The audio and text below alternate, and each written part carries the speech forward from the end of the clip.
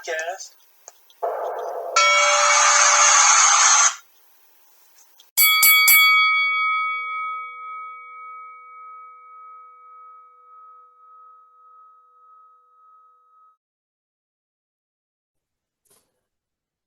All right, what's going on, Fight Bros podcast listeners? We're coming at you today with Fight Bros MMA show number 61. We're continuing our series with Titans of the Cage, following them with their 35th event on April 13th at the Withville Meeting Center. This is our fourth in the series for this event. We've got a great one on for you today. She's been on with us before, so you've heard from her before, listeners. So I'd like to welcome Hannah Fierce Honey Ross to the podcast again. Thanks for coming on today, Hannah. Yeah, of course. I'm excited to be on here for sure. Good. For our listeners that don't remember, Hannah started out in the, why am I blanking on the name? The backyard fighting. What's the name of that? Yeah, street beefs. Street beefs. So she started out as street beefs, and we had joked last time that she was Kimbo Slice. You said people call you the Kimbo Slice. Yeah, they definitely have in the past, I will say. So, Hannah, since the last time we talked, it seems like you've got some more fights and kind of had some other stuff going back. Seems like you went back to school and got a few things going since we last talked. Tell me a little bit about that and tell me about going back to school and what you're majoring in and everything. Yeah, of course. I went back to school because, with fighting, obviously there's injuries and stuff. So I just want to make sure I have a backup plan with something else that I also love, which is like health and fitness. So I went to school for kinesiology. So I basically would want to be an athletic trainer either in high school, but the goal is college. So that's what I'm going to school for currently. So yeah, that's pretty much the school goals right now. Hey, I like it. That's very smart. And you asked about like,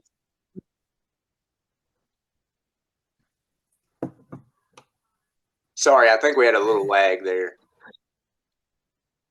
I think so. I think the internet is being weird right now. Hey, that's okay. Well, yeah, we can fix some of this stuff if we need to. Can you hear me good now? Yeah, I can hear you fine. Okay. Yeah, so you had mentioned kinesiology. I was a health and human performance major at Radford, so I had to take some kinesiology classes. So that's neat there. It looks like the last time you fought too, you went to Vegas and fought. That's very exciting. Tell me a little bit about that trip and getting to experience Vegas and about that fight as well. Yeah, Vegas was dope. It was so cool. I'd never been to Vegas before. So basically they reached out over Instagram, my Instagram profile, and asked me if I wanted to come out there and fight. I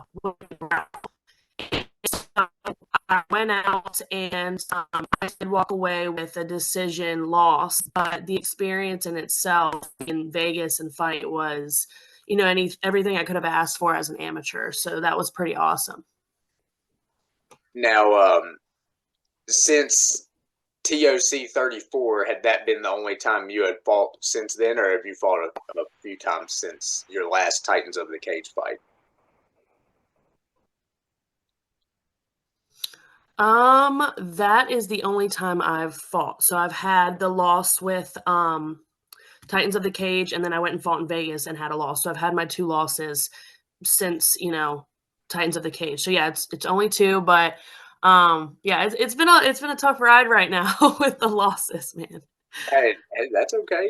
You're getting that experience and everything. Now you mentioned that the company in Vegas reached out to you from Instagram. Did they kind of see maybe some footage of you and just become interested, or was there somebody that knew somebody from there that got you involved with that promotion? Um, it seemed like it was somebody that worked within their, promotion that reaches out to people they see that, have potential, and it looks like he went over my Instagram, he liked what he saw. I do post a lot of footage of myself working out, training, just preparing all the time, and so I guess that's what they looked at and felt like I would be a good competitor on their page. That was pretty cool. Hey, I like it. Um, Now you had mentioned that you know went back to school and you're getting that degree, kind of to have that backup. But the last time we talked, you know, you said UFC was the goal. Is the goal still the same there in MMA? Yeah, UFC definitely still the goal. That's like the top of my goals right now in life. I train super hard and I just want to make a statement for my story, and I'm sure a lot of other women's stories to go far with this. But if there was a chance that LFA would sign me, first and say UFC was maybe later, like I wouldn't decline that as well. Like that's something that I would be interested in just because that's such a good promotion right now too. I like it. Yeah, any of those promote. There's a lot of big promotions out there, so any of them would be great. Um, April 13th at TOC 35. We're getting this bout back at it again. You were supposed to fight Gracie Grecco at TOC 34 for the 135-pound title. Y'all got together and made this fight happen again after the cancellation. Tell me what it feels like to get this fight back. It feels good, man. I've been preparing for her for a while. She will fight, and I understand that things happen, but it really put a damper in my because when I have something set, I'm like ready, and I have them in my head, and so like changing that isn't a big deal, but it definitely was a little aggravating. So to run it back is like I'm right back to it, like ready for her. So it's exciting. Now, how have you been? How has training camp been going, and how you're preparing for this fight compared to some of your others?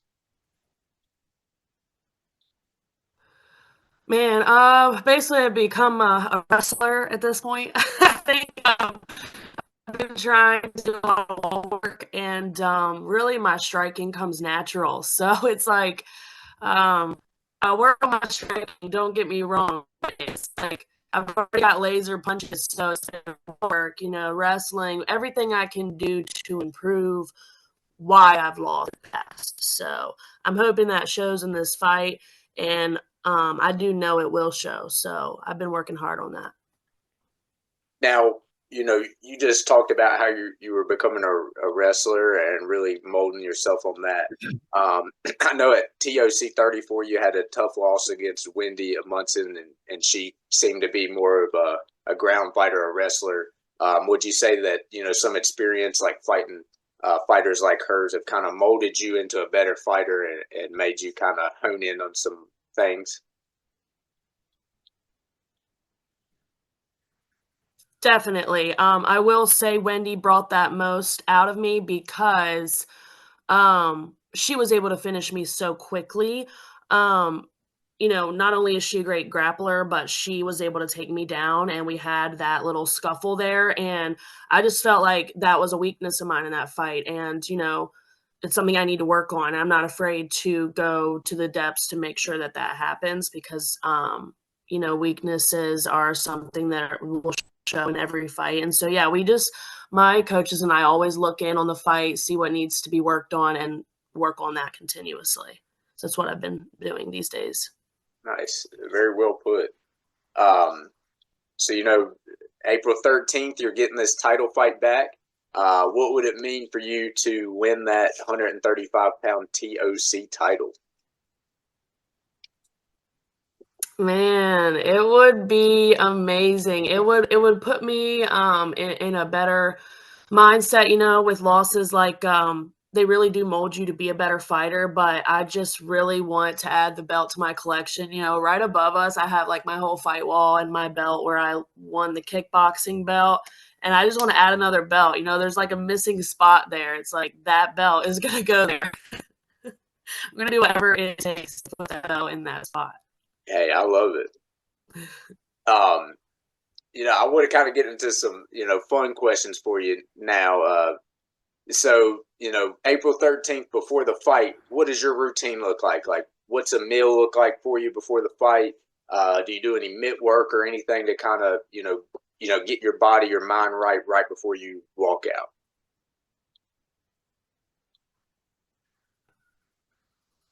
I usually will work with one of my opponents that's closer to my size. His name's Cesar, and he's always the one to work with me usually. So we'll usually do groundwork, mitt work, get us pumped up, get our blood flowing, break a little sweat, but not do too much to where I'd be tired going into the fight.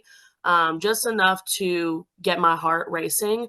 For me personally, this fight, I probably will be changing things because I do want to be more aggressive going in, and bring out a side of me I know's there because it's been in other fights. I've been too calm, and I'm like, I'm done being calm. I want to be the more aggressive Hannah and, bring out some things that I have inside. So that's the goal. Hey, I like it. Now, on April 13th, I believe last time we talked, you said you were a big UFC fan. So UFC's got that UFC 300 big event, Pereira versus Jamal Hill, Max Holloway versus Justin Gaethje. Are you looking to get that victory at TOC, 35 and turn around and watch UFC 300? Yeah, I mean, I would love to do that. It's always seeming that hold on one second. My computer is being weird. Oh, you're fine. Okay, can you still hear me? I can still hear you and see you fine, yeah. Okay, perfect. You like gave me a message. Okay. Yeah, I really do want to watch those fights. My boyfriend's a huge Justin Gaethje fan, and he's going to be there, and so I'm sure we'll stream it somewhere, go somewhere. We'll figure it out, but yeah, we probably will be watching that. What's your predictions on that Justin Gaethje Max Holloway BMF fight? Man, it's a hard one because those two are some killers. Like they really like to scrap. Justin Gaethje can go long ways, and as well as Max Holloway. I will give Justin Gaethje though, just with his hands. Like I can see a knockout coming in, but you just never know. So yeah, I'm looking forward to see what happens. Hey, yeah, I'm looking forward to that as well. I'm going to try to watch both, TOC 35 and try to watch that UFC 300. Kind of another big topic in the fight world right now. Mike Tyson versus Jake Paul. What do you think about this kind of spectacle? 59-year-old Mike Tyson, still looks very explosive, coming back to fight. A quite younger, seems to be a knockout artist, a real fighter at this point, Jake Paul.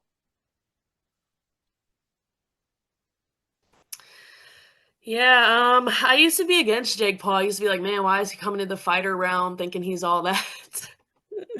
But now I think that he's been training with the dogs. Like he's been in there, he's been getting in the work, and I've seen him grow as a fighter. And I do think he has the potential to beat Tyson. Not because he, is better than Tyson, but because of the age gap here.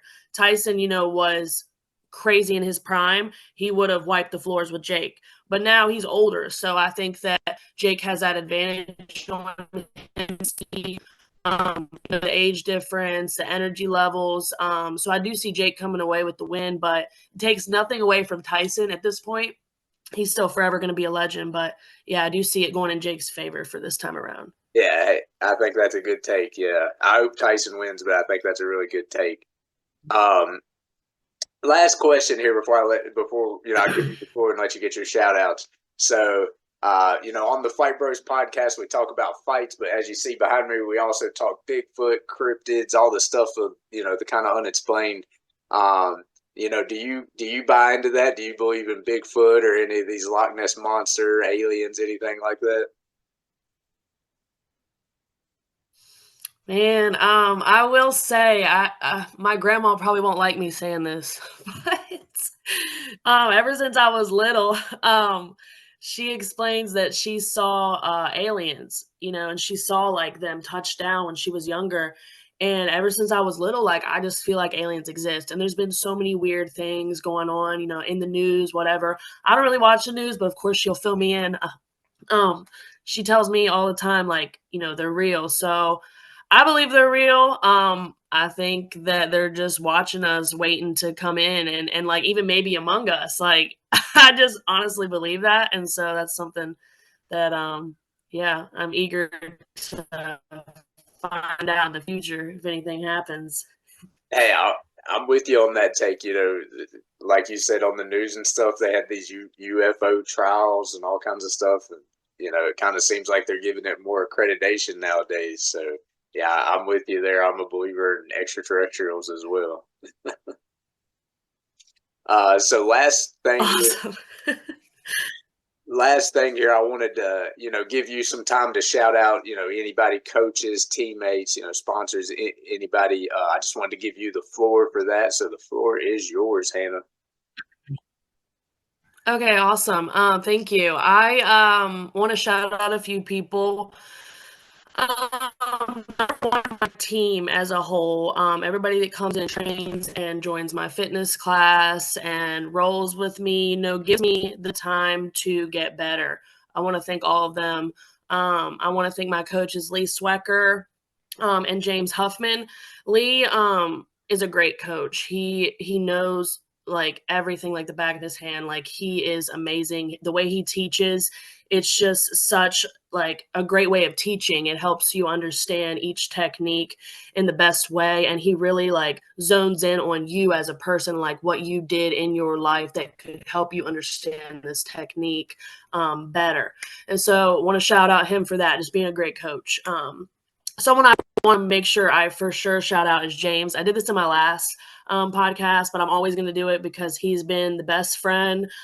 He comes in early with me and trains every single week. Every day that I'm there, he'll be there early before we have to do regular classes and regular fitness. So me and him work really hard together. We work on each other's skills together, and we're about the same size. We go into the same weight class, and so he's the best coach. He means a lot to me and one of my best friends. So want to shout out him, and just my family for supporting me, the ones that do. And I love them, and they mean a lot to me for being there, and agreeing with what I do. So yeah, that's exactly the people I want to shout out. So thank you.